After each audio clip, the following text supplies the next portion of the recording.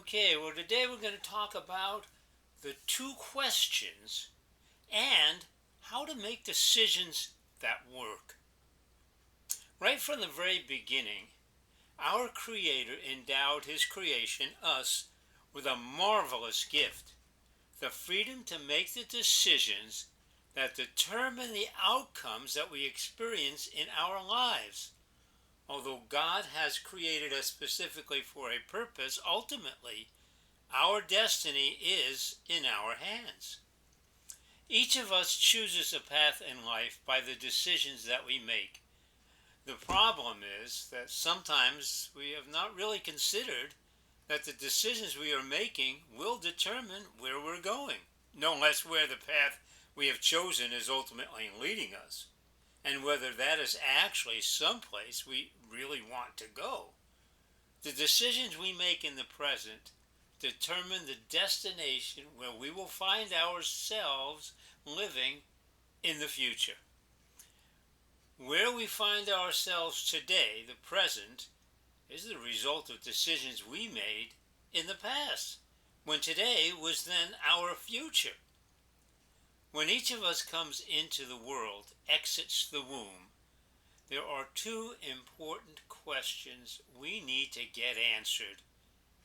How do I get my needs met? And who am I?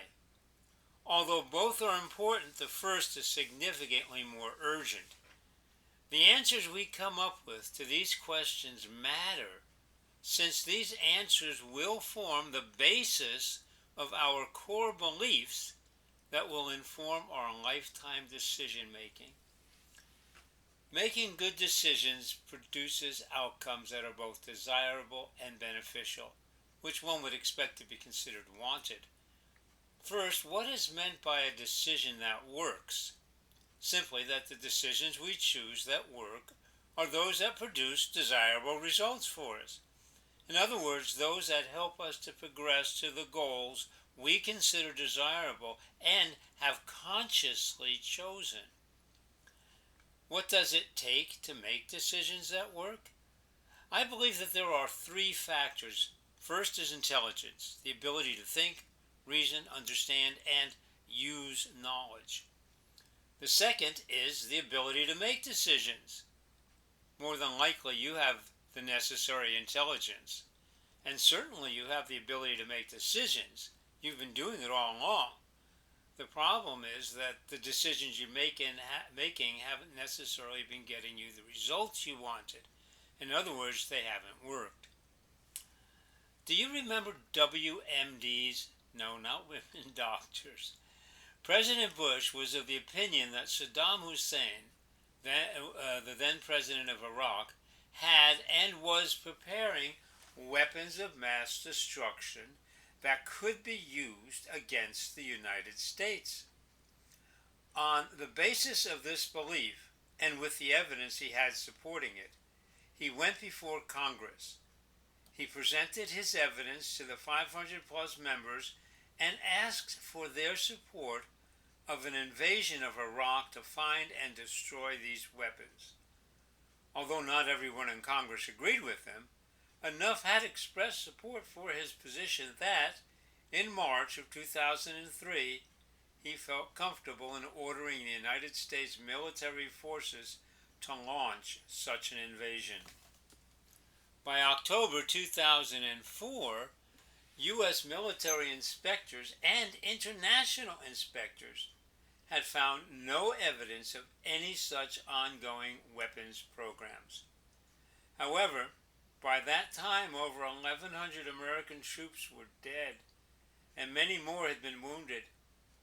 In addition, several thousand Iraqi civilians were also killed and or wounded. So in the light of these outcomes, would this be considered to have been a good decision, one that worked? I would think not. A high price in human lives only to discover that there were no WMDs in the first place.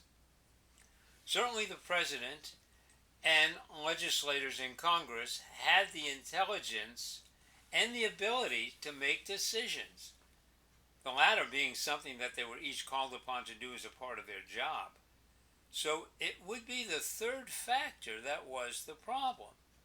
As you might have guessed, the third factor is accurate information, which the President and the Congress apparently lacked. So in our day-to-day decision making, what is the information we are using to base our decision making upon? For most of us, I believe it is the answers to the two questions we all come into the world with. Both questions are of the utmost importance, although one is much more urgent to get answered than the other. The first and most urgent question we need to answer is, how does this world work? Or, in more practical terms, how do I get my needs met in this place? When we were still in the womb, all our needs were pretty much met for us without our even being aware that we had needs, no less how they were being met. However, once we exited the womb, we were faced with a myriad of needs. We needed to have our hunger satisfied, in other words, to be fed. We needed to be kept warm, which in the world outside the womb also included being kept dry. We needed to continue to feel close to a human being, which outside the womb included being held. In fact, being held was so important that our lives literally depended upon it. If we had language, getting needs met would be a relatively simple process involving telling our caregivers what we needed. The problem, of course, is that when we exit the womb, we have no words. One method we use to get the answers to this question is called trial and error. We aren't consciously using this method, but we try something, usually crying, and if it gets the desired result, the need gets met, we keep doing it when we have that need. If the need doesn't get met, we try something else. The essence of the trial and error method is that when we do get results, we keep doing it. Otherwise, we abandon it and try something different. Although for the most part this can be a pretty effective learning method, there are several drawbacks. For one, the need may have been met coincidental to the behavior. In other words, it would have been met without the behavior. Also, we continue to use this learning method as we get older, and some of the methods we learn may be effective, acceptable in our family of origin, but those methods may fall short of effectiveness and acceptability in our relations with others outside our family of origin. Okay, the second question is, who am I? It is often answered by reflection. The way those around us interact with us become the basis for coming to conclusions about who we are, our self-worth, our purpose in life. But like the mirrors at the carnival, it may be my reflection, but it is also far from an accurate one. Proverbs 22:6 tells us, "Train up a child in the way he should go. Even when he is old, he will not depart from it."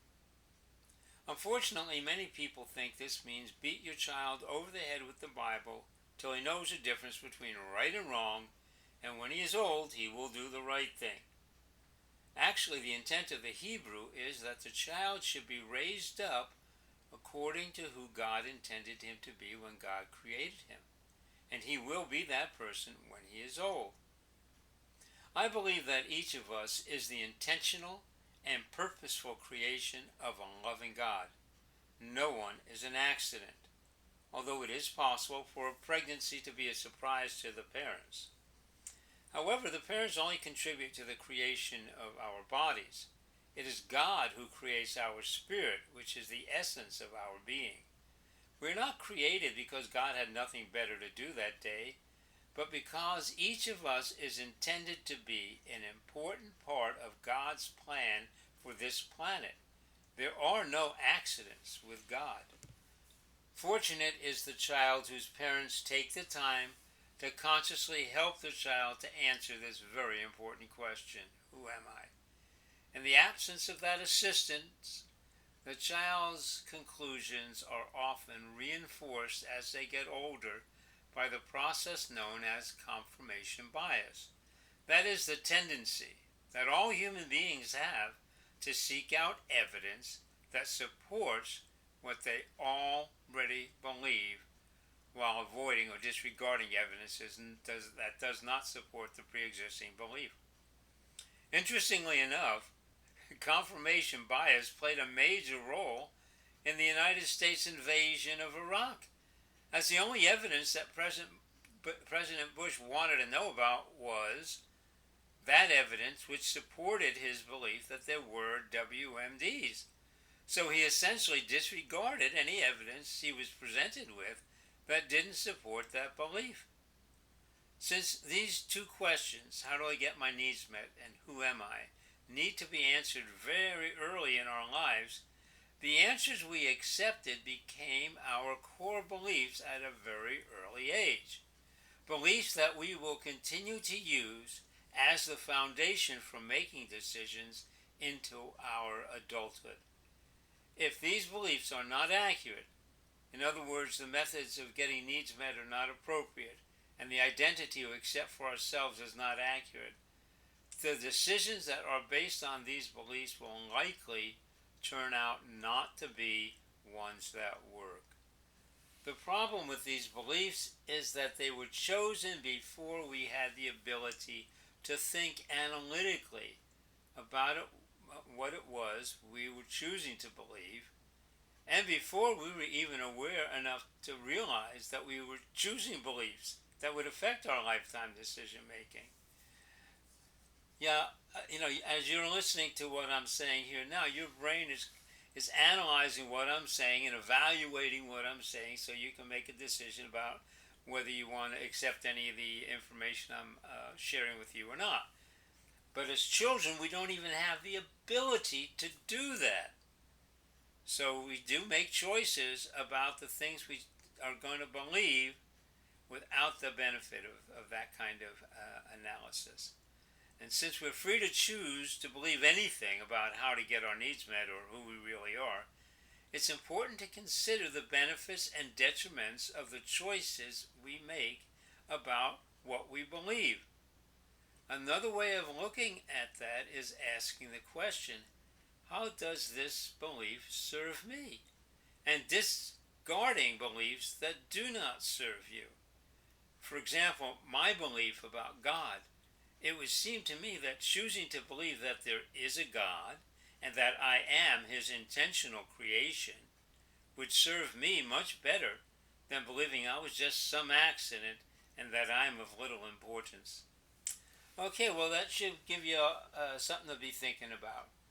What is the answers that you came up with to the how do I get my needs met and who am I, and how do those answers serve you?